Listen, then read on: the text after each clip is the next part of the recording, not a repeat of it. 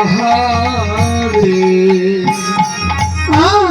শুভতী মহিরপি মনহি মনহি আপনা সপিরে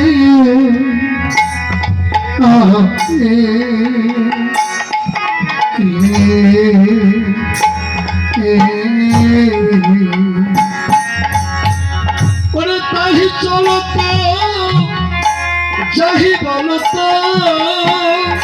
আহি চলত যাহি বলত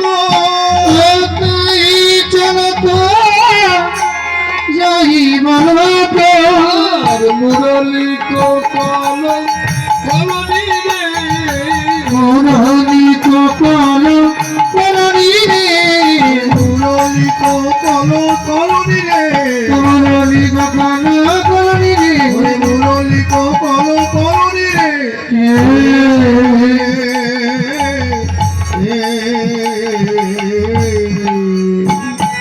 তারা মনে মনে মন সুখে যে দিল তার মনে মনে সুখে যে দিল আর মনে মনে সফে যে দিল প্রাণ গোবিন্দ তোমার হলাম বলে তারা মনে মনে মন সুখে যে দিল প্রাণ গোবিন্দ তোমার মনে মনে সুখে যে দিল আর গোবিন্দ তোমার হলাম বলে মনে মনে সফে যে দিল আর বিছড়ি গেহ নিজ দেহ আর বিছড়ি দেহ নিজ দেহ ছুরি দেহ নিজ দেহ এক নয়নে কাজল রে হরে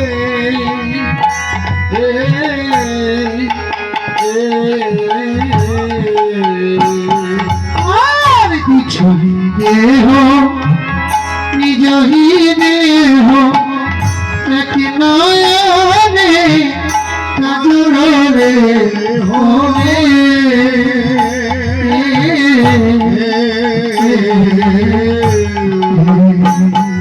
আর বাহিরঞ্জিত কঙ্কন এক ওরে বহিরঞ্জিত কঙ্কনয়েক মহেরঞ্জিত কঙ্কন এক এক কুণ্ডল দোলনি রে একে করণ কুণ্ডল দলনি রে এক কুণ্ডল দলনি রে একে করণ কুণ্ডল দলনি রে এক কুণ্ডল দলনি রে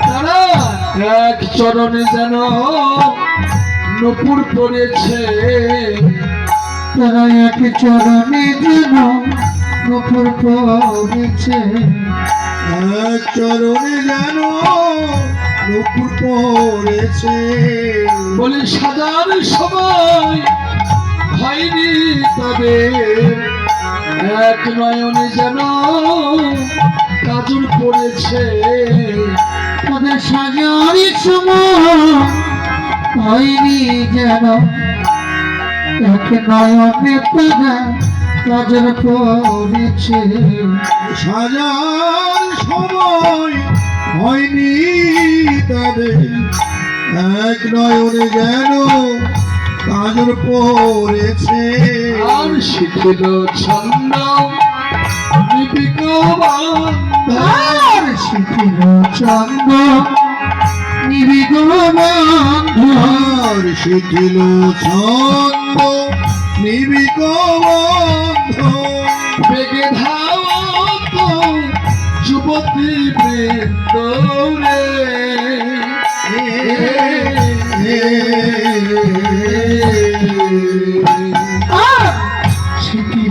ছন্দ নিবিক বন্ধু ভেঙে ভাব যুবতী দুনিয়ে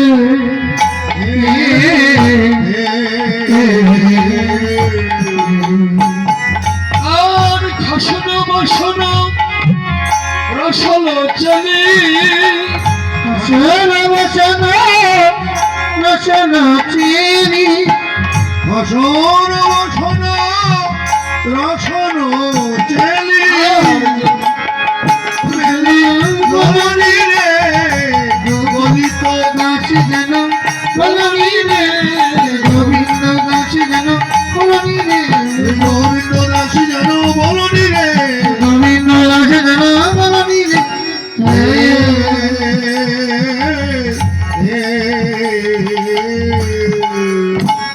আর ততহি বেলি সখিনী মেলি তোর তত মেনি সখিনী মেনি তত হিরেলি সখিনী মেলি কেহ কাহুক পথ না হেরি রে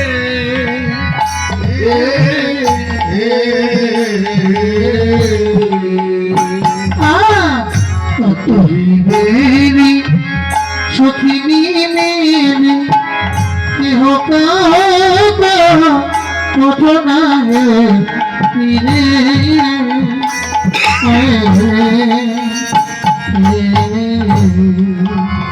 আর ওই ছাড়ে মিলিল বকুল চন্দ ওই জনমিল গোকুল চন্দ ওই ছন মিলিল গোকুল চন্দ গোবিন্দ দাস যেন বলনি রে গোবিন্দ দাস যেন কলমি রে গোবিন্দ দাস যেন বলে গোবিন্দ দাস যেন কলমি রে গোবিন্দ দাস যেন বলনি রে